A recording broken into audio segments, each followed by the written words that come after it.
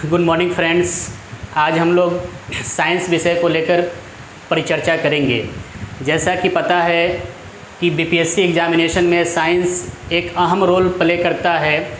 इसी संदर्भ में आज हमारी परिचर्चा साइंस सब्जेक्ट को लेकर होगी। हमारी टीम निश्चय आईएएस टीम इस बीपीएससी 67 पीटी को लेकर बिल्कुल तत्पर है और बिल्कुल तैयारी में जुटी। आप लोग भी इसका लाभ ज़रूर उठाएं। जैसा कि हमारे टीम के द्वारा टेस्ट सीरीज भी ऑर्गेनाइज कराई जा रही है, उसका लाइव डिस्कशन भी होगा। दूसरी बात, डेली करंट अफेयर्स के क्लासेस भी चल रहे हैं, उसे भी आप ज्वाइन करें ताकि अधिक से अधिक आपको बीपीएससी एग्जामिनेशन में लाभ मिल सके। आज हमारी चर्चा साइंस सब्जेक्ट को लेकर है। बहुत सारे स्टूडेंट का कॉल था, मैसेज था कि सर साइंस सब्जेक्ट हमारे लिए बहुत दुविधा बना हुआ है और साइंस के बिना हमारी सफलता भी सुनिश्चित होने में थोड़ी दिक्कत हो रही है, इसलिए साइंस पे थोड़ी चर्चा कर दी जाए कि साइंस सब्जेक्ट क्या है, सिलेबस क्या है, क्या हमें पढ़ने हैं, नंबर ऑफ़ क्वेश्चंस की क्या स्थिति है, रेफरेंसेस बुक क्या होनी चाहिए। इसी संदर्भ में आज हमारी परिचर्चा है। जैसा कि हमारा टुडेज टॉपिक लिखा हुआ भी है, BPSC prelims science and technology portion. Generally याद रखना है कि ये जो टेक्नोलॉजी पोर्शन है विशेष रूप से हमारे यूपीएससी के एग्जामिनेशन में पूछे जाते हैं। केवल ये साइंस जो जनरल साइंस होता है ये हमारे स्टेट पीसीएस और बीपीएससी के एग्जामिनेशन में इसी से प्रश्न आते हैं। टेक्नोलॉजी वाले पार्ट से बेसिकली यूपीएससी वाले एग्जामिनेशन में प्रश्न पूछे जाते हैं। तो हमारी चर्चा विशेष रूप से जो होगी आज वो बीपीएससी 67 पीटी और सीडीपीओ को लेकर होगी। इन दोनों एग्जामिनेशन में साइंस का क्या रोल होगा, इसी संदर्भ में हमारी परिचर्चा होगी। जैसा कि देखना है कि बीपीएससी प्रीलिम्स में जो हमारा साइंस पूछा जाता है, ये याद रखना है इसका वेटेज वर्तमान समय में थोड़ा ज़्यादा है, क्योंकि बीपीएससी के एग्जामिनेशन को देखेंगे तो साइंस के लगभग पिछले 2 एग्जामिनेशन को आप देखें तो साइंस के लगभग 30 क्वेश्चंस पूछे गए हैं और टोटल हमारे बीपीएससी के द्वारा प्रीलिम्स में 150 क्वेश्चन पूछे जाते हैं। इस 150 क्वेश्चंस में जो हमारे 30 क्वेश्चंस हैं ये केवल साइंस पोर्शन के हैं, तो जाहिर सी बात है 20% वेटेज हमारे साइंस का है और जाहिर सी बात ये हमारे सफलता को सुनिश्चित करने में एक अहम रोल अदा करेगा। इसी संदर्भ में आज हमारी चर्चा होगी। यदि बीपीएससी के पुराने ऐतिहासिक को देखें या इतिहास को देखें या बीपीएससी के जितने भी प्रीवियस ईयर एग्जामिनेशन हुए हैं, इवन 39 से बात करें, 39 से लेकर 66 पीटी तक की बात करें तो बहुत ज़्यादा फ्लक्चुएसन साइंस को लेकर होता था। कभी बीपीएससी में 12-15 क्वेश्चन साइंस के पूछे जाते थे, कभी 20 क्वेश्चन, कभी 18 क्वेश्चन। विशेष रूप से पिछले 5-6 एग्जामिनेशन को देखें, यदि आप 53वीं से 55वीं वाले एग्जामिनेशन को देखें या 56 से 59वीं वाले एग्जामिनेशन को देखें या 60 से 62वीं वाले एग्जामिनेशन को देखें या 63वीं वाले एग्जामिनेशन को देखें या 64वीं वाले एग्जामिनेशन को देखें, 65, 66, तो आप क्या देखते हैं? 53वीं वाले एग्जामिनेशन में अप्रोक्स 18 से 19 क्वेश्चन साइंस के पूछे गए थे। सेम वही घटना 56 से 59वीं में 18 से 19 क्वेश्चन साइंस के थे। 60 से 62वीं में जाएंगे तो लगभग 20 क्वेश्चन साइंस के थे। 63वीं में जाएंगे तो यहाँ भी लगभग 20 क्वेश्चन साइंस के पूछे गए थे।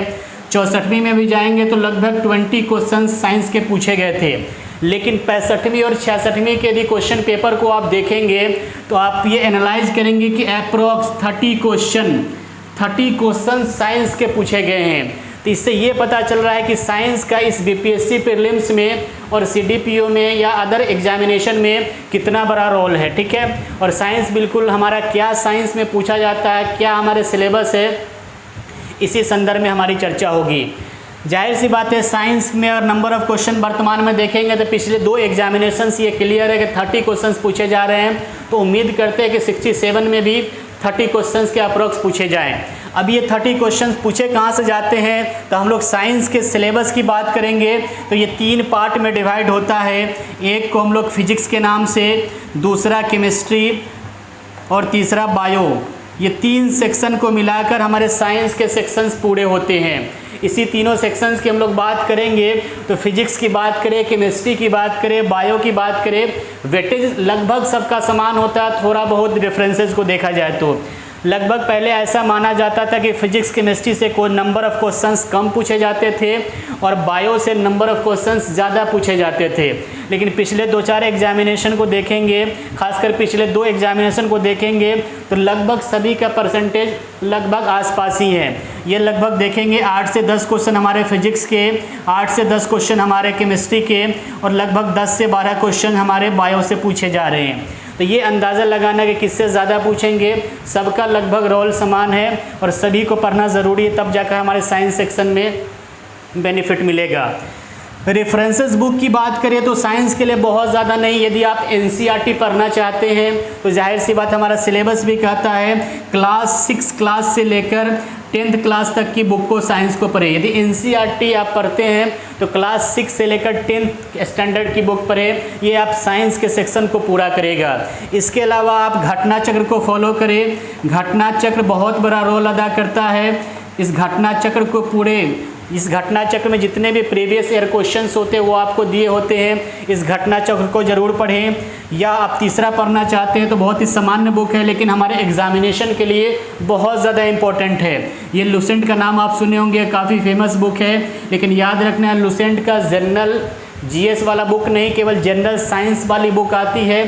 स्पेशली उस बुक को पढ़ें। यदि आप एनसीईआरटी 6 से 10th क्लास के पढ़ें, लुसेंट का जनरल साइंस पढ़ें और घटना चक्र को फॉलो करें तो ये आपके 30 के 30 क्वेश्चंस एग्जामिनेशन में आएंगे और इसी से आएंगे, इससे बाहर आपका कुछ भी नहीं होगा। बस इतनी इस 3 सेक्शन को फॉलो करें। इतना भी आप नहीं करते हैं तो लुसेंट के बुक को आप अच्छे तरीके से पढ़ें जो स्पेशल साइंस के लिए आती है, उस लुसेंट वाली बुक को अच्छे से पढ़ें और घटना चक्र को फॉलो करें। हम उम्मीद करते हैं कि साइंस के number of question, maximum question आप बनाएंगे।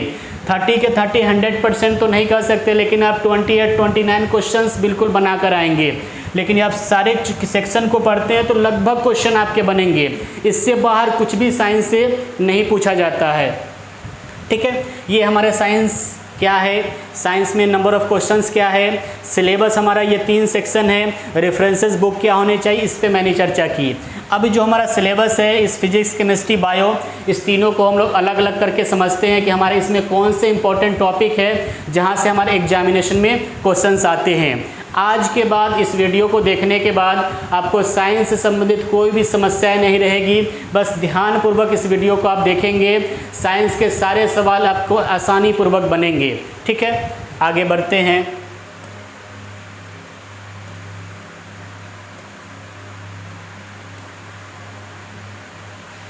देखिए, ये साइंस का हमारा पहला पार्ट जो होता है ये हमारा फिजिक्स, या जिसको हम लोग हिंदी में भौतिकी शास्त्र के नाम से जानते हैं।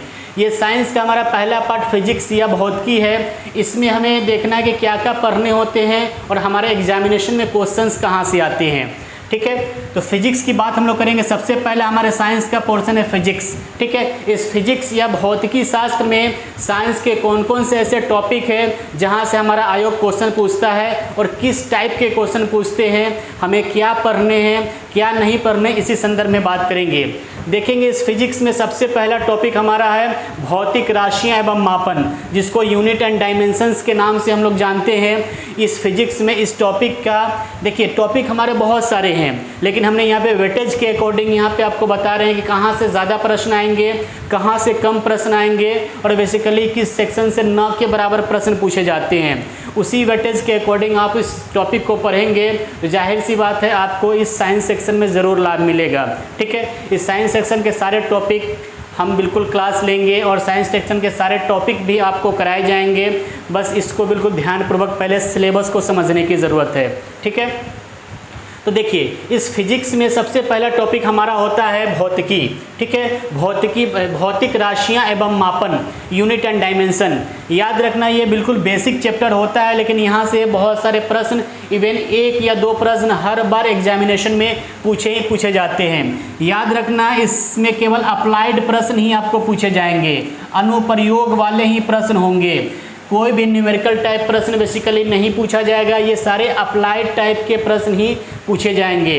जनरली देखेंगे यहाँ पे आपको जो भौतिक राशि एवं मापन है, यहाँ पे यूनिट से रिलेटेड प्रश्न आते हैं, यूनिट के संदर्भ में, इकाई के संदर्भ में। लेकिन ये याद नहीं रखना है कि जैसे हम लोग एक भौतिक राशि की बात करें, फोर्स यानी बल की बात करें, एक्सेलरेशन यानी कि त्वरण की बात करें, प्रेशर यानी कि दाब की बात करें, तो इसका यूनिट जैसे हम लोग दाब का यूनिट पढ़ते हैं पास्कल, फोर्स का यूनिट पढ़ते हैं न्यूटन, ठीक है, या त्वरण का यूनिट जो भी हम लोग मीटर पर सेकंड स्क्वायर, इस टाइप की जो यूनिट हम लोग पढ़ते हैं, ये सिंपल यूनिट आपको नहीं पूछे जाएंगे। ये एग्जामिनेशन में नहीं रहेंगे कि बल का मात्रक क्या होता है तो वहाँ पे ऑप्शन में न्यूटन रहेंगे, नहीं, आपको वहाँ पे डायमेंशन निकालने के बाद जो यूनिट आती है बेसिकली वो हमारे एग्जामिनेशन में पूछे जाते हैं।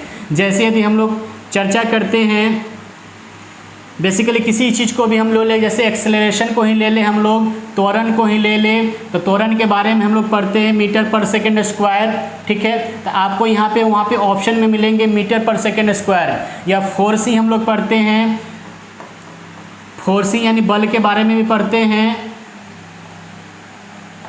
या हम लोग प्रेशर के बारे में ही पढ़ते हैं, दाब के बारे में पढ़ते हैं, तो दाब का फॉर्मूला हमारा फोर्स बाय एरिया होता है, ठीक है। तो इस टाइप के आपको ये नहीं पूछेगा कि पास्कल यूनिट है, पास्कल को यूनिट में कन्वर्ट करने का यानी कि अप्लाइड वाले सेक्शन आपको पूछे जाएंगे, ठीक है। मीटर पर सेकंड स्क्वायर में पूछे जाएंगे, या फोर्स का मात्रक न्यूटन मीटर में पूछा जाएगा, ठीक है, या न्यूटन पर मीटर स्क्वायर में पूछा जाएगा। मतलब इस तरह के डायमेंशन वाले सिंबल में आपको प्रश्न पूछे जाएंगे। सिंपल में प्रश्न पहले पूछे जाते थे, वर्तमान में डायमेंशन फॉर्म में आपको यूनिट दिए जाएंगे और उस टाइप के प्रश्न आपको पूछे जाएंगे।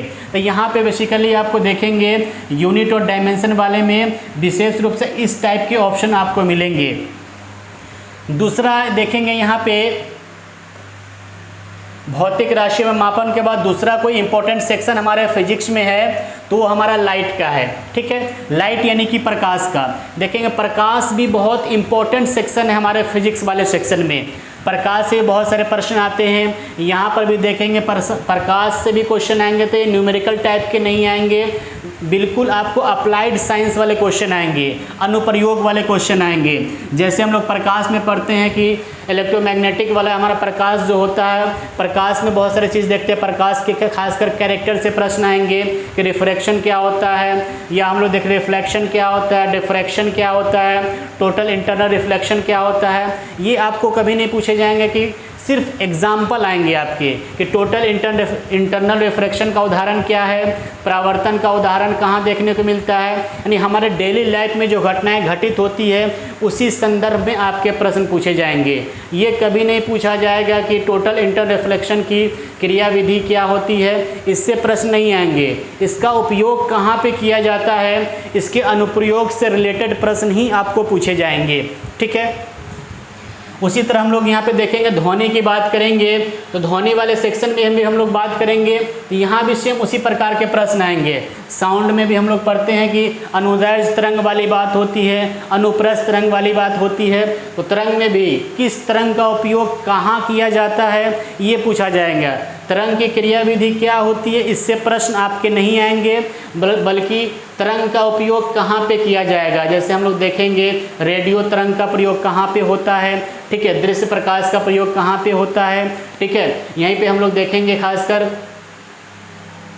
अनुदैर्ध्य में ध्वनि तरंग अनुदैर्ध्य तरंग है कि नहीं है, इसका प्रयोग कहाँ पे होता है, ठीक है। इस टाइप के प्रश्न हमारे साउंड वाले सेक्शन में पूछे जाते हैं। यहाँ भी न्यूमेरिकल टाइप के प्रश्न नहीं आते हैं, सिर्फ देखेंगे यहाँ पे अनुप्रयोग वाले प्रश्न आते हैं। इसके बाद हम लोग बात करेंगे यांत्रिकी। ये भी बहुत बड़ा सेक्शन होता है हमारे फिजिक्स का, मैक्सिमम क्वेश्चंस भी यहाँ से पूछे जाते हैं। ये जो यांत्रिकी होती है विशेष रूप से इस यांत्रिकी वाले सेक्शन में हम लोग पदार्थों के गुण, ठीक है ना, प्रॉपर्टीज़, मैटर के बहुत सारे प्रॉपर्टीज़ होते हैं, जिसमें हम लोग सरफेस टेंशन की बात करेंगे, विस्कोसिटी की बात करेंगे, ठीक है, या इसी जगह हम लोग ग्रेविटेशन की भी चर्चा करेंगे, या हम लोग यहीं पे चर्चा करते हैं कुछ और भी पदार्थ के गुण होते हैं जिस संदर्भ में हम लोग केशिकत्व की चर्चा करेंगे। ठीक है, तो इसी संदर्भ में हमारे प्रश्न पूछे जाएंगे। ग्रेविटेशन वाले सेक्शन हो या पदार्थों के गुण वाले सेक्शन हो, ये सब सारे हमारे मैकेनिक्स के पार्ट होते हैं। यहीं पे हम लोग न्यूटन्स लॉ के बारे में चर्चा करेंगे, गति के नियम के बारे में चर्चा करेंगे। सारे अनुप्रयोग वाले प्रश्न, प्रैक्टिकल वाले प्रश्न नहीं आएंगे, न्यूमेरिकल वाले प्रश्न बेसिकली नहीं आएंगे। सारे अनुप्रयोग यानी कि प्रथम नियम का उपयोग कहाँ पे देखने को मिलता है, न्यूटन के द्वितीय नियम का उपयोग कहाँ पे देखने को मिलता है, ठीक है, ग्रेविटेशन किस प्रकार का फोर्स है, इस तरह के प्रश्न आपको बिल्कुल पूछे जाएंगे। सारे अप्लाइड प्रश्न ही पूछे जाएंगे। ये भी बहुत इंपॉर्टेंट हमारा सेक्शन होता है फिजिक्स में।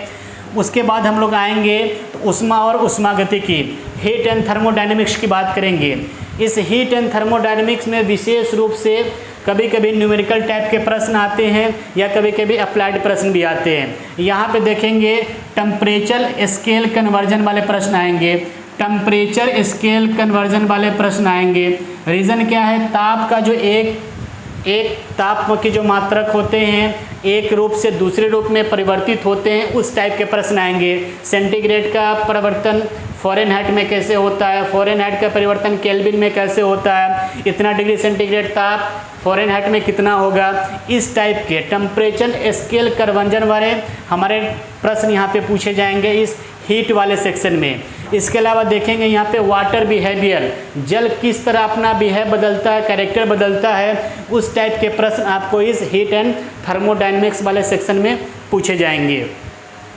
इसके अलावा वेव में आएंगे, तरंग में आएंगे, तो यहाँ पर भी देखेंगे बहुत सारे ये साउंड एंड वेव हम लोग एक ही साथ बेसिकली पढ़ते हैं। ध्वनि और तरंग के बारे में एक ही साथ पढ़ते हैं। बहुत सारे तरंगे होती हैं, किस तरंग का प्रयोग कहाँ पे होता है, जैसे रडार में किस प्रकार के तरंग का प्रयोग होता है, सोनार में किस प्रकार के तरंग का प्रयोग होता है, ठीक है, शल्य चिकित्सा में किस प्रकार के तरंगों का प्रयोग होता है, ठीक है। इसी टाइप के हमारे तरंग, ये तरंग कैसे बनती है मैटर ये नहीं है, तरंग का अनुप्रयोग किस रूप में होता है, उस टाइप के प्रश्न यदि हमारे वेव वाले सेक्शन से होंगे, ठीक है, तो ये भी हमारा बहुत ज़्यादा इम्पोर्टेंट होता है हमारा तरंग भी।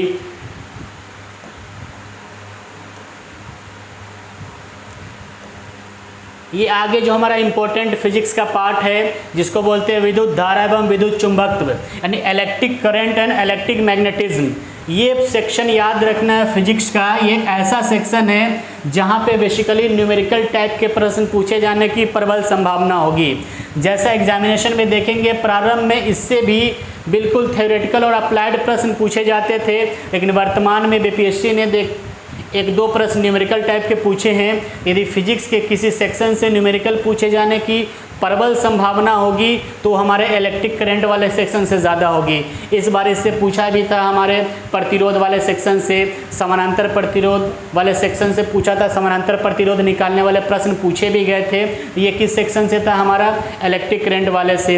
इसी इलेक्ट्रिक करंट के बारे में हम लोग चर्चा करेंगे। यहीं पर हम लोग चुंबक की चर्चा करेंगे, कितने प्रकार के चुंबक होते हैं, कौन से एलिमेंट में किस प्रकार का चुंबक का गुण पाया जाता है, ये सब भी। यहाँ से हमारे अप्लाइड प्रश्न भी होंगे और यहाँ से हमारे न्यूमेरिकल टाइप के प्रश्न भी पूछे जाएंगे। दोनों प्रश्न पूछे जाने की यहाँ पे संभावना हमारे इस फिजिक्स वाले सेक्शन से होगी, ठीक है। इसके अलावा आएंगे तो एक हमारा इंपॉर्टेंट सेक्शन है आधुनिक भौतिकी, जिसको मॉडर्न फिजिक्स के नाम से हम लोग जानते हैं। याद रखना ये भी फिजिक्स का इंपॉर्टेंट पार्ट है और एक आध प्रश्न यहाँ से भी हर वर्ष एग्जामिनेशन में लगभग रहते हैं और हर वर्ष एग्जामिनेशन में लगभग पूछे ही जाते हैं। इस आधुनिक भौतिकी में देखेंगे विशेष रूप से भौतिकी और रसायन के बहुत सारे सेक्शंस रहते हैं। यानी इस आधुनिक भौतिकी में देखेंगे रसायन विज्ञान के कुछ सेक्शंस होते हैं जो यहाँ से प्रश्न पूछे जाते हैं। यहाँ से भी बिल्कुल अप्लाइड टाइप के प्रश्न पूछे जाते हैं। लेकिन याद रखना है ये हमारे 8 इम्पॉर्टेंट टॉपिक है फिजिक्स में, जहाँ से हमारे बीपीएससी में एग्जामिनेशन में बार बार प्रश्न पूछे जाते हैं। बहुत सारे टॉपिक होते हैं फिजिक्स में, बहुत लंबा सेक्शन होता है, बहुत लंबा सिलेबस होता है, लेकिन आपको याद रखना है ये 8 टॉपिक जहाँ से मैक्सिमम क्वेश्चन, लगभग क्वेश्चन इसी 8 टॉपिक से पूछे जाते हैं। और याद रखना इस 8 टॉपिक में से जो हमारा 4 टॉपिक बहुत ज़्यादा इम्पोर्टेंट है, ठीक है। 4 टॉपिक बहुत ज़्यादा इम्पोर्टेंट है, जिसमें एक भौतिक राशियाँ एवं मापन की बात करें, लाइट की बात करें, साउंड एंड वेव की बात करें और मैकेनिक्स की बात करें।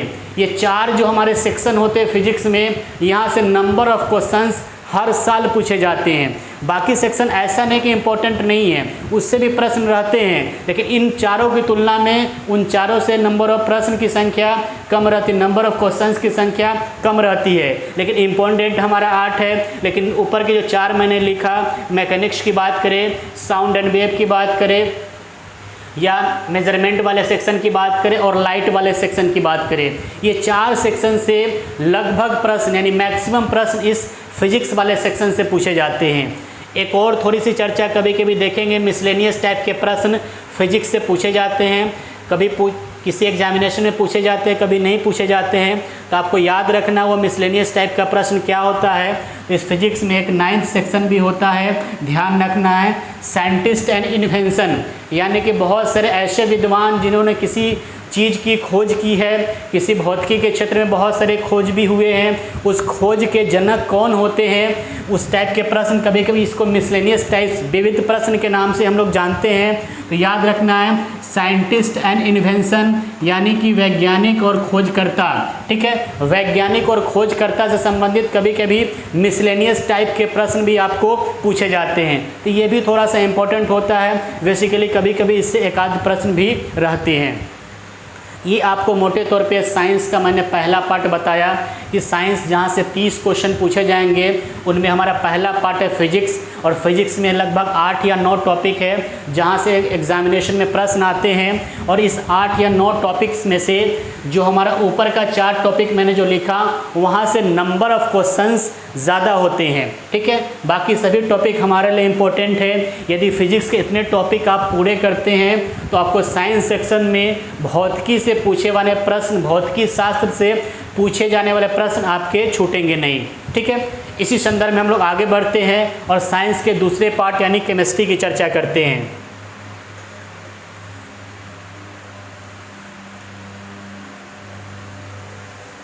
देखिए अब हम लोग यहाँ पे इस फिजिक्स का दूसरा पार्ट केमिस्ट्री की चर्चा करेंगे। इस केमिस्ट्री का भी अहम रोल होता है, लेकिन फिजिक्स और बायो की तुलना में थोड़ा सा रोल कम है, लेकिन ये भी हमारे एग्जामिनेशन में बहुत इंपॉर्टेंट होते हैं, ठीक है। अब इस रसायन शास्त्र की बात करेंगे तो रसायन शास्त्र में भी फिजिक्स की तरह 8 या 9 टॉपिक है जो इम्पोर्टेंट होते हैं, जहाँ से मैक्सिमम क्वेश्चंस पूछे जाते हैं। इसमें भी देखेंगे इस रसायन शास्त्र में मैंने पहला टॉपिक लिखा है परमाणु संरचना एवं रासायनिक बंध, यानी कि atomic structure and chemical bond. याद रखना ये परमाणु संरचना बिल्कुल बेसिक टॉपिक है, और प्रत्येक वर्ष बीपीएससी द्वारा जो एग्जामिनेशन आयोजित किए जाते हैं उसमें 1 या 2 प्रश्न बिल्कुल परमाणु संरचना वाले चैप्टर से रहते ही रहते हैं, ठीक है। प्रत्येक वर्ष एटॉमिक स्ट्रक्चर वाले सेक्शन से हमारे प्रश्न पूछे ही पूछे जाते हैं।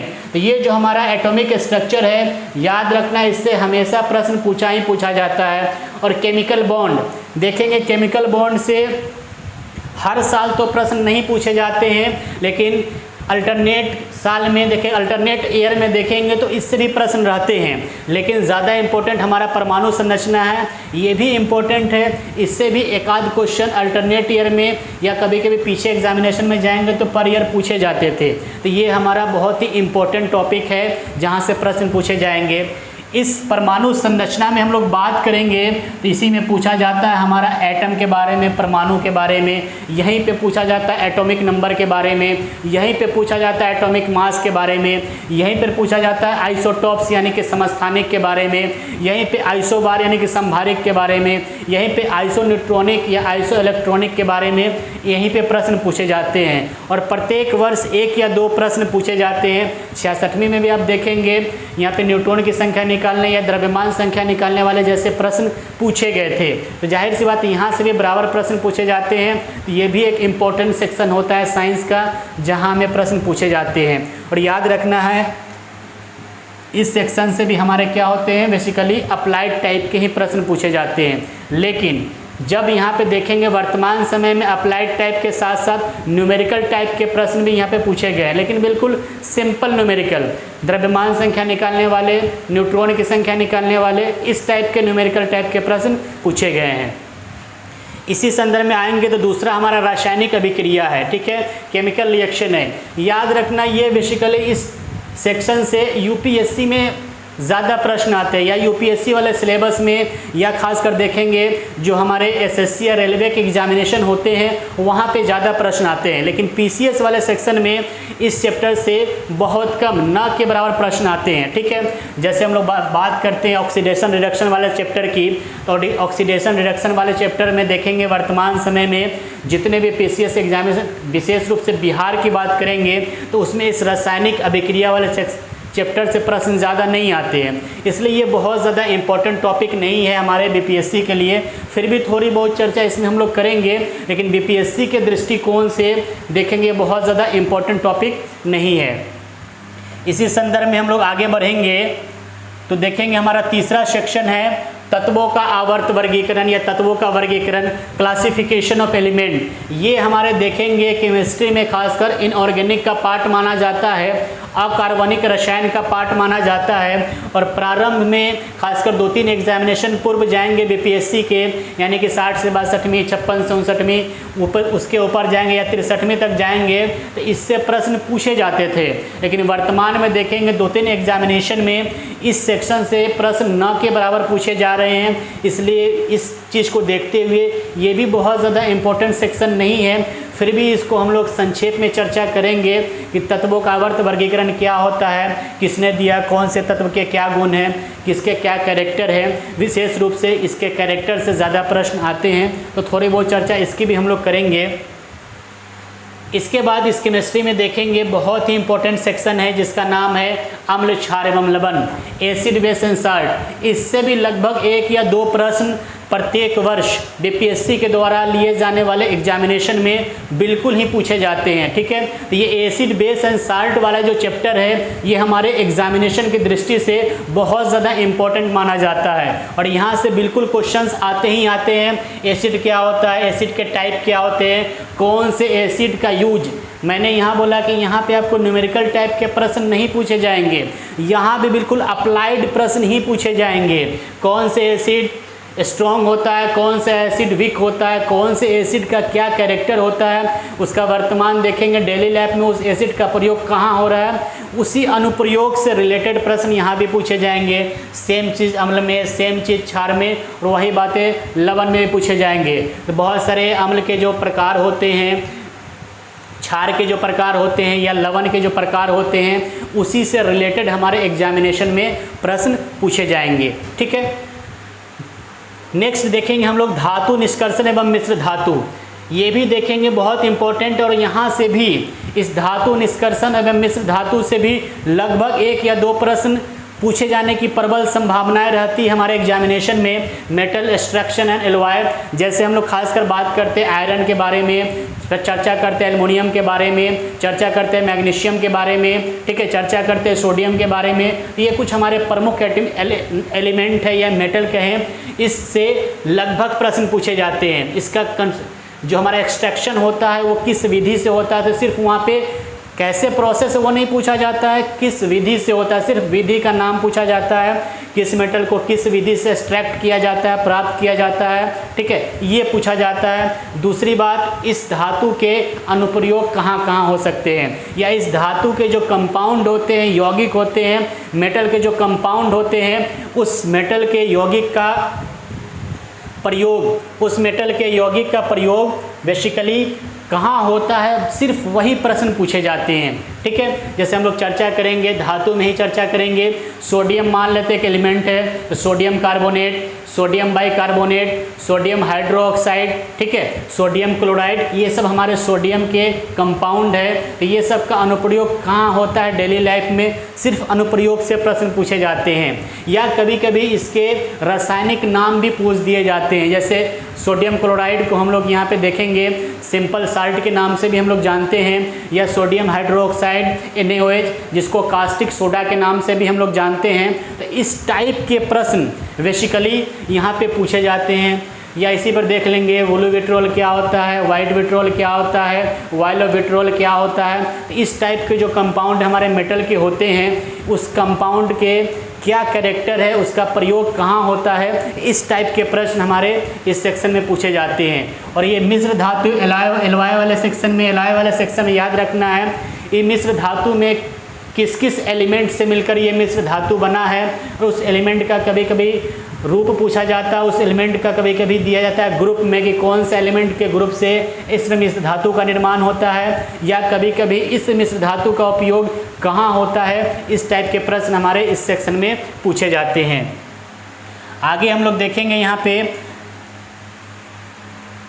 कुछ महत्वपूर्ण तत्व, सेम चीज़ जो मैंने वहाँ पे बताया, जैसे महत्वपूर्ण तत्व में आएंगे तो sodium, magnesium, potassium, calcium, chlorine, zinc, ये सब कुछ इम्पोर्टेंट मेटल या नॉन मेटल होते हैं, ठीक है, जिसके क्या कैरेक्टर है, क्या गुण है, क्या प्रयोग है, इस टाइप के प्रश्न आते हैं। या इस सब मेटल या नॉन मेटल के कंपाउंड जो होते हैं उसके अनुप्रयोग जो मैंने ऊपर में चर्चा किया, उस टाइप के प्रश्न पूछे जाते हैं।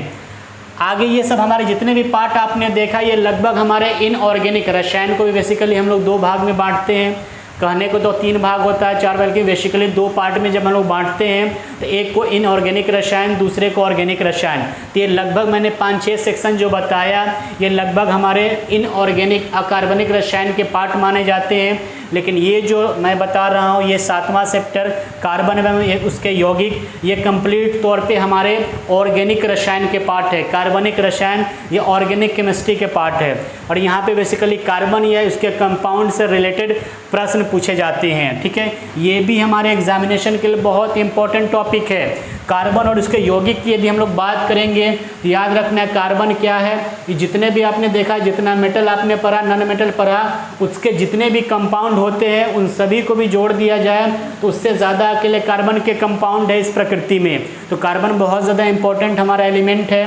तो कार्बन और उसका यौगिक, यानी कि कार्बन क्या है, उसके जितने भी कंपाउंड है उनमें से कुछ प्रमुख कंपाउंड के अनुप्रयोग हमारे डेली लाइफ ऑब्जर्वेशन में कहाँ कहाँ देखने को मिलते हैं, उस टाइप के प्रश्न आते हैं। तो कार्बन के बारे में भी चर्चा करेंगे। कार्बन के विशेष रूप से 2 रूप की चर्चा, ठीक है, हम लोग हीरा और ग्रेफाइट, लेकिन अन्य रूप भी होते हैं, उस सारे अन्य रूप का प्रयोग कहाँ कहाँ हो रहा है उसकी चर्चा करेंगे। और इसके यौगिक में भी हम लोग चर्चा करेंगे। जैसे यहीं पे हम लोग चर्चा करेंगे पॉलीमर वाले सेक्शन की चर्चा करेंगे, हम लोग यहीं पे फर्टिलाइजर वाले सेक्शन की चर्चा करेंगे। ये सब कार्बन वाले क्षेत्र में हम लोग वहाँ पे चर्चा करेंगे। ये भी हमारे रसायन के क्षेत्र में बहुत ही इंपॉर्टेंट टॉपिक है। और सारे प्रश्न याद रखना, ये भी हमारे किस टाइप के प्रश्न होंगे, तो बेसिकली याद रखना है सारे अप्लाइड टाइप के प्रश्न होंगे।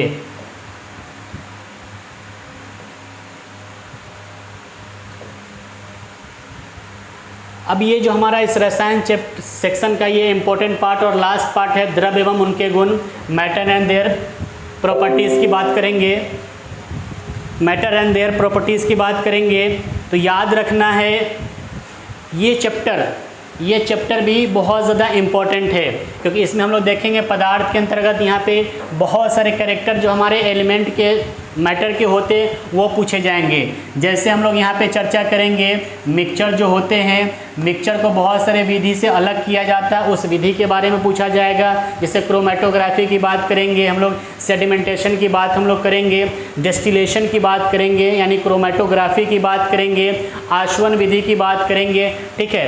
यहीं पे हम लोग देखेंगे बहुत सारे विधि होते हैं जो मिक्सचर को एक दूसरे से पृथक किया जाता है, सेपरेट किया जाता है, उस टाइप के प्रश्न देखेंगे यहाँ पर विशेष रूप से हम लोग पढ़ने को मिलेगा। और ये भी हम लोग देखेंगे। इसके अलावा यहीं पे हम लोग देखेंगे जो पदार्थ होता है विशेष रूप से वो पदार्थ 3 फॉर्म में होता है। एक को सॉल्यूशन बोलते हैं जनरली हम लोग, दूसरे को हम लोग यहाँ पे कोलाइड बोलते हैं, और तीसरे को सस्पेंशन बोलते हैं। यानी कि विलयन क्या होता है, कोलाइड क्या होता है और निलंबन क्या होता है, उसके गुण क्या होते हैं, उसके एग्जाम्पल कहाँ देखने को मिलते हैं, उस सारे मिक्सचर को किस किस विधि से अलग किया जाता है, वो सारे गुण यहाँ पे पूछे जाएंगे। ये भी बिल्कुल हमारे अप्लाइड टाइप के प्रश्न बेसिकली पूछे जाएंगे। तो ये हमने फिजिक्स और केमिस्ट्री के बारे में चर्चा किया। और याद रखना है जो मैंने 8-9 टॉपिक फिजिक्स में बताया और 8 टॉपिक लगभग केमिस्ट्री में बताया, ये सारे इम्पोर्टेंट टॉपिक है जहाँ से बीपीएससी बार बार प्रश्न पूछती है। इन सभी टॉपिकों को यदि आप अच्छे तरीके से पर स्टडी करते हैं तो आपके एक भी प्रश्न बीपीएससी में नहीं छूटेंगे। ठीक है, बीपीएससी आने वाले एग्जामिनेशन में एक भी प्रश्न नहीं छूटेंगे। और विशेष रूप से मैंने बताया न्यूमेरिकल टाइप के प्रश्न न के बराबर विशेष रूप से सारे अप्लाइड प्रश्न ही पूछे जाते हैं। ठीक है, यहाँ तक उम्मीद करते हैं आप लोग को दिक्कत नहीं हुई होगी। ठीक है, अब हम लोग आते हैं इस साइंस सेक्शन का सबसे मेजर पार्ट और सबसे इंटरेस्टिंग पार्ट होता है बायो। ठीक है, जनरली मेजर पार्ट इसलिए बोलते हैं कि प्रारंभ से ही साइंस में बायो का वेटेज ज़्यादा रहा है और जनरली बायो वाले सेक्शन से ज़्यादा प्रश्न भी पूछे गए हैं।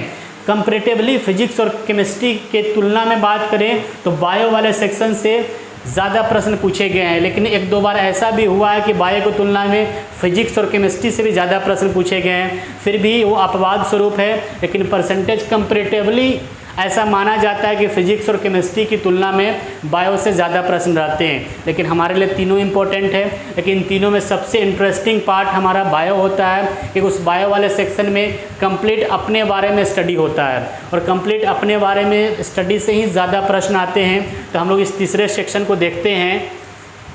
अब हम लोग आएंगे इस साइंस वाले सेक्शन में सबसे इम्पोर्टेंट पार्ट हमारा बायो का होता है और ये बायो से भी अच्छे खासे प्रश्न पूछे जाते हैं। ठीक है, अब बायो के लिए हम लोग सिलेबस की बात करेंगे। फिजिक्स और केमिस्ट्री की तुलना में थोड़ा सा बड़ा सिलेबस है बायो का, लेकिन ये सबसे इंटरेस्टिंग पार्ट होता है और नंबर ऑफ प्रश्न भी आते हैं। और याद रखना है बिल्कुल यहाँ भी अप्लाइड टाइप के प्रश्न, कोई भी यहाँ पे क्रियाविधि की बात करें या मैकेनिज़्म की बात करें या जो भी हो हमारे इस टाइप के कभी भी प्रश्न नहीं आते। यहाँ भी सारे अप्लाइड प्रश्न ही आते हैं। लेकिन आपको याद रखना है ऐसे बायो के लिए बहुत सारे सेक्शन है, लेकिन मैंने जो यहाँ पे क्रम वाइज लिखा है ये प्रायोरिटी के आधार पे लिखा है। कहने का मतलब हमारे बायो वाले सेक्शन में सबसे पहला पार्ट जो हमारा होता है वो सेल का होता है, लेकिन वर्तमान समय में उस सेक्शन से क्वेश्चंस की संख्या 9 के बराबर पूछी जाती है, उसका वेटेज कम है। इसलिए मैंने यहाँ पे प्रायोरिटी के आधार पे ये सिलेबस तैयार किया है। इसी प्रायोरिटी के आधार पे हम लोग बात करेंगे।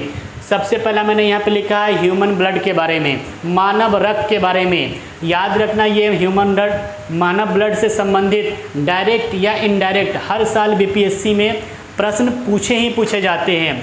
ह्यूमन ब्लड के बारे में हम लोग चर्चा करते हैं कि ह्यूमन ब्लड का कैरेक्टर क्या है, ह्यूमन ब्लड के टाइप क्या है, ह्यूमन ब्लड है क्या, ये सेल्स है या टिश्यू है, टिश्यू है तो किस प्रकार के टिश्यू है, सेल्स है तो किस प्रकार के सेल्स है।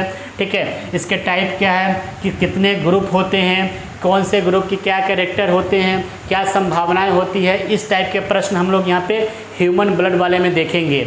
इसी ह्यूमन ब्लड से रिलेटेड हमारा एक सिस्टम होता है जिसको बोलते हैं मानव परिसंचरण तंत्र, human circulatory system. Human circulatory system ये बहुत ही इम्पोर्टेंट सिस्टम है ह्यूमन बॉडी का, जिसमें विशेष रूप से हम लोग ब्लड के बारे में चर्चा करते हैं। और यहीं पे ह्यूमन सर्कुलेटरी सिस्टम का सबसे इम्पोर्टेंट पार्ट जिसको हम लोग हार्ट यानी कि हृदय के नाम से जानते हैं, ये सबसे इम्पोर्टेंट पार्ट होता है। ठीक है, ये हार्ट और ब्लड, और इसी के साथ में हम लोग यहाँ पे चर्चा करेंगे ब्लड वेसल्स की। यानी हार्ट का मुख्य काम ब्लड को पंप करना है।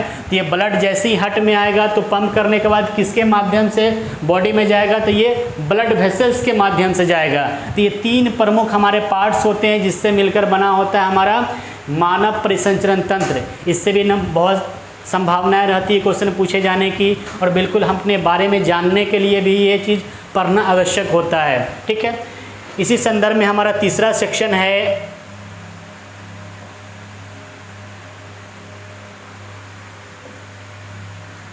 मानव प्रजनन तंत्र, ह्यूमन रिप्रोडक्टिव सिस्टम। ये भी इम्पोर्टेंट पार्ट है और लगभग एक आध प्रश्न अल्टरनेट या प्रत्येक जो वर्ष बीपीएससी के एग्जामिनेशन जितनी बार बीपीएससी के एग्जामिनेशन होते हैं उसमें पूछे जाने की संभावना रहती है। लेकिन प्रजनन तंत्र से बहुत इन डेप्थ प्रश्न नहीं पूछा जाता।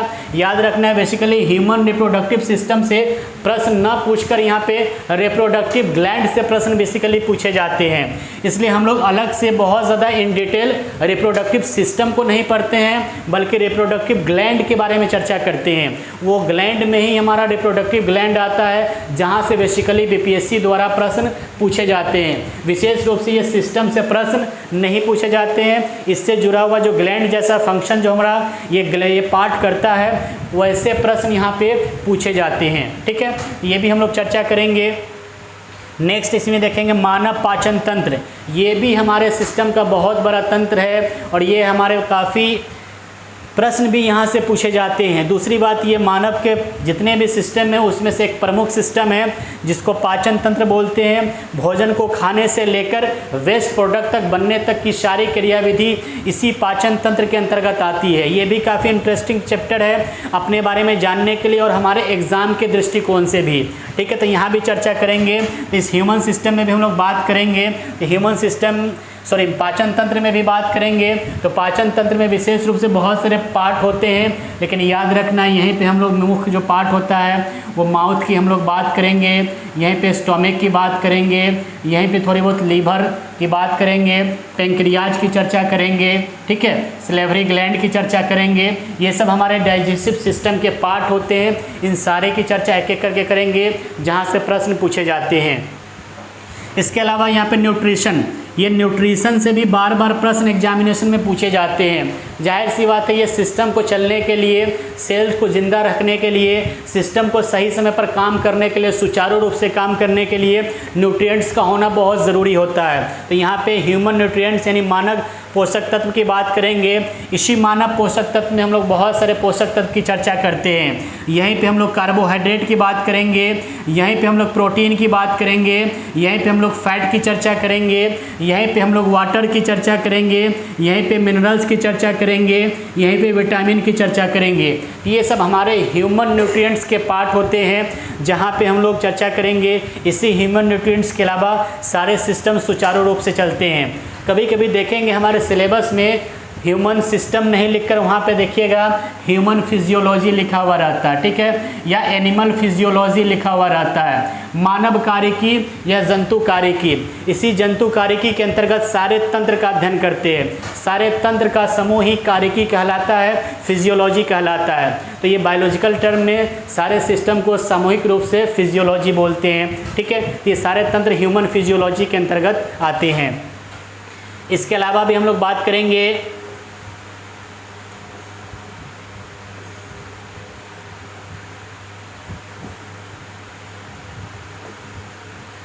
विटामिन और खनिज। मैंने ऊपर में ही चर्चा किया पोषक तत्व में कि ये भी हमारे एक पोषण का पार्ट है, विटामिन और खनिज। और यहाँ से भी हर वर्ष प्रश्न पूछे जाते हैं, कौन से विटामिन की कमी से कौन सा रोग होता है, किस विटामिन का क्या नाम है, कौन से मिनरल से कौन सी बीमारी होती है, किस मिनरल्स के क्या स्रोत है, इस टाइप के प्रश्न पूछे जाते हैं, ठीक है। उसी सिस्टम में एक और पार्ट है हमारा मानव श्वसन तंत्र, ह्यूमन रेस्पिरेटरी सिस्टम। ये भी हमारे याद रखना है, हमारे ह्यूमन फिजियोलॉजी के अंतर्गत आता है। और विशेष रूप से देखेंगे इस मानव श्वसन तंत्र के अंतर्गत जो मेन पार्ट हमारा होता है वो होता है लंग्स यानी कि फेफड़ा, जहाँ पे श्वसन की क्रियाएं संपन्न होती है। तो इसमें भी देखेंगे ऐसे तो बहुत सारे पार्ट होते हैं जो श्वसन तंत्र को कंप्लीट करते हैं, लेकिन मेन पार्ट हमारा लंग्स होता है जहाँ पे श्वसन की क्रियाविधि देखने को मिलती है। लेकिन इसमें बहुत सारे पार्ट इन्वॉल्व होते हैं, ये भी हम लोग चर्चा करेंगे। इसी संदर्भ में एक और इम्पोर्टेंट पार्ट है मानव ग्रंथि, ह्यूमन ग्लैंड्स।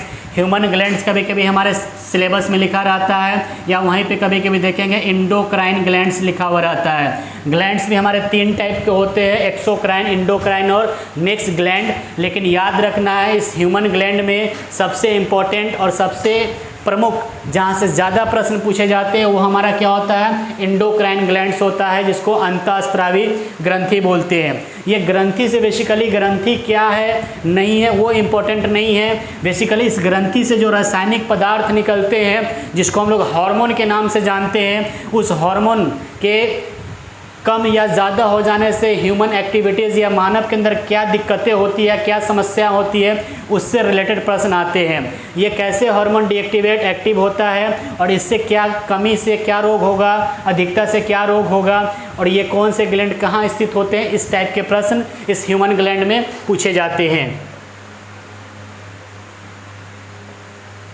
इसी संदर्भ में एक और इम्पोर्टेंट सेक्शन हमारा ह्यूमन डिजीज़, मानव रोग। इससे भी 1-2 प्रश्न हर वर्ष बीपीएससी द्वारा आयोजित एग्जामिनेशन में या अदर बीपीसीएस में बिल्कुल पूछे जाते हैं। ह्यूमन डिजीज़ में हम लोग बात करते हैं बहुत सारे प्रकार के डिजीज होते हैं, ठीक है, संक्रामक हो, असंक्रामक हो। तो यहाँ पे उससे संबंधित बहुत सारे डिजीज पूछे जाते हैं, विशेष रूप से फंक्शनल इन्फेक्शन वाले डिजीज़ के बारे में ज़्यादा चर्चाएं रहती है, जैसे बैक्टीरिया से होने वाला डिजीज़, वायरस से होने वाला डिजीज़, प्रोटोजोआ से होने वाला डिजीज़ या अदर हमारे माइक्रो ऑर्गेनिज्म से जो डिजीज़ होते हैं उससे संबंधित बीमारियों से रिलेटेड प्रश्न हर वर्ष 1 या 2 प्रश्न हर बार बीपीएससी द्वारा पूछे जाते हैं। तो ये भी बहुत ही इंपॉर्टेंट सेक्शन हमारे इस बायो वाले सेक्शन में है। इसी तंत्र के अंतर्गत एक और इम्पोर्टेंट तंत्र है उत्सर्जन तंत्र, जिसको हम लोग यहाँ पे बाय मिस्टेक रेस्पिरेटरी लिखा गया, याद रखना है, इसको एक्सक्रेटरी सिस्टम बोलते हैं। ठीक है, एक्सक्रेटरी सिस्टम, उत्सर्जन तंत्र। तो याद रखना ये जो हमारा उत्सर्जन तंत्र होता है ये भी एक इम्पॉर्टेंट तंत्र है। और बेसिकली याद रखना इस तंत्र का सबसे इम्पोर्टेंट पार्ट हमारा किडनी होता है, जिसको हम लोग गुर्दा या वृक्क के नाम से जानते हैं। ये उत्सर्जन तंत्र का सबसे इम्पोर्टेंट पार्ट माना जाता है। इसके अलावा उत्सर्जन में हमारा लंग्स भी हेल्प करता है, स्किन भी हेल्प करता है। ठीक है, लेकिन सबसे इम्पोर्टेंट पार्ट हमारा क्या होता है, किडनी होता है। ये भी हम लोग तंत्र के रूप में पढ़ेंगे, कैसे फंक्शन होता है, कैसे हमारे शरीर में उत्सर्जन का फंक्शन होता है, वो सारी चीज़ हम लोग पढ़ेंगे जहाँ से प्रश्न आते हैं।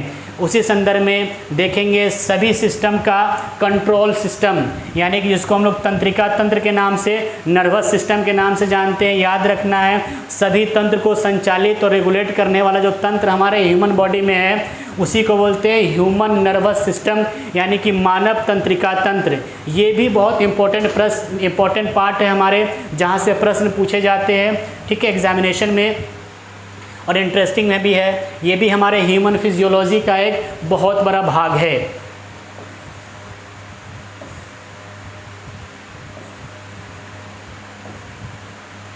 पर्यावरण विज्ञान, एनवायरमेंटल साइंस, विशेष रूप से अदर पीसीएस में पर्यावरण विज्ञान से प्रश्न आते ही आते हैं। लेकिन अदर पीसीएस की बात करें तो वहाँ से पर्यावरण विज्ञान से प्रश्न पूछे जाते हैं। लेकिन बीपीएससी की बात करेंगे तो बेसिकली बीपीएससी में पर्यावरण से न के बराबर या क्वेश्चन नहीं ही पूछे जाते हैं। लेकिन कुछ हमारे जनरली देखेंगे वर्तमान समय में 1-2 प्रश्न इनडायरेक्ट वे में पर्यावरण से जोड़कर भी पूछे जा रहे हैं, इन्वायरमेंटल साइंस से भी जोड़कर पूछे जा रहे हैं। तो जाहिर सी बात है थोड़ी सी इसका भी स्टडी हम लोग करेंगे। ये बहुत ज़्यादा इंपॉर्टेंट हमारे बीपीएससी के लिए नहीं है, लेकिन अदर पीसीएस में इससे प्रश्न पूछे जाते हैं।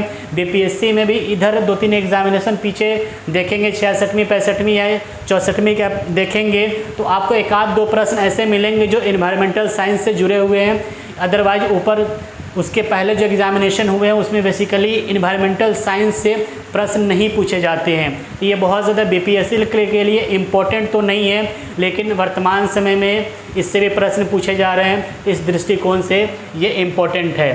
तो ये बायो वाले सेक्शन में मैंने अभी तक जितना सेक्शन चर्चा किया, ये सारे सेक्शन मोस्ट इम्पोर्टेंट टॉपिक है जहाँ से एग्जामिनेशन में प्रश्न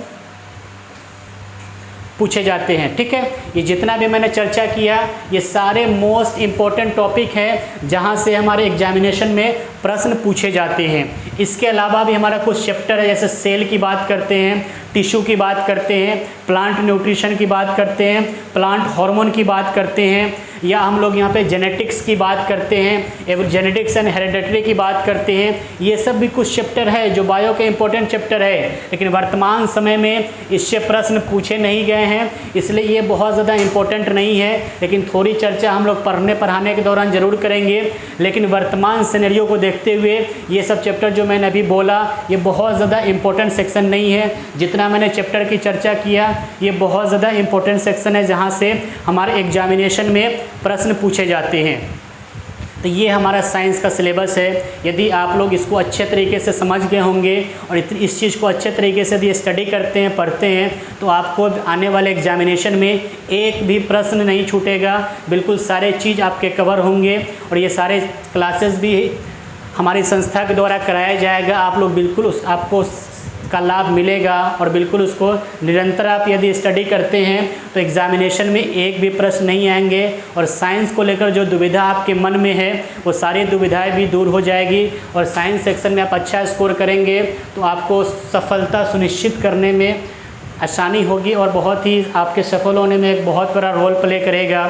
जैसा कि आप बीपीएससी पीटी का सिलेबस देखेंगे तो हमारे हिस्ट्री और करेंट के बाद अगर कोई इम्पोर्टेंट सेक्शन है तो हमारा साइंस का है, जिसका वेटेज एग्जामिनेशन में ज़्यादा है। और इस तीनों सेक्शन में किसी भी एक सेक्शन के कमज़ोर होने पर सफल होना बहुत मुश्किल काम है, इसलिए साइंस का भी एक बड़ा रोल है। इसलिए जितने भी मन में दुविधा थी उस सारे दुविधा को मैंने दूर करने का प्रयास किया है। उम्मीद करते हैं कि आपको सारी बातें समझ में आई होगी। आगे भी इसी तरह हम आपको साइंस से संबंधित चीज़ों को शेयर करेंगे, आपको ज़रूर लाभ मिलेगा। निरंतर आप जुड़े रहिए। लास्ट में मैं एक बात फिर खुद से और फिर से चर्चा करना चाहूँगा कि हमारी संस्था के द्वारा डेली करंट अफेयर्स की क्लासेस चलाई जा रही है। आप उस डेली करंट अफेयर्स को बिल्कुल देखें, आपको उसका ज़रूर लाभ मिलेगा एग्जामिनेशन में। दूसरी बात, हमारी संस्था के द्वारा CDP और 67th BPSC PT के लिए टेस्ट सीरीज का भी ऑर्गेनाइज कराया जा रहा है और उसके लाइव डिस्कशन भी हो रहे हैं। उस चीज़ को भी आप ज्वाइन करें, उसका भी बिल्कुल पूरा लाभ आपको मिलेगा।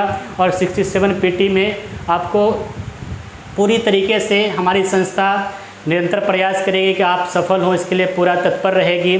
इसी के साथ आज जो मैंने चर्चा किया, उम्मीद करते हैं आप लोग को अच्छा लगेगा। आगे भी इस चीज़ को कंटिन्यू करेंगे। धन्यवाद।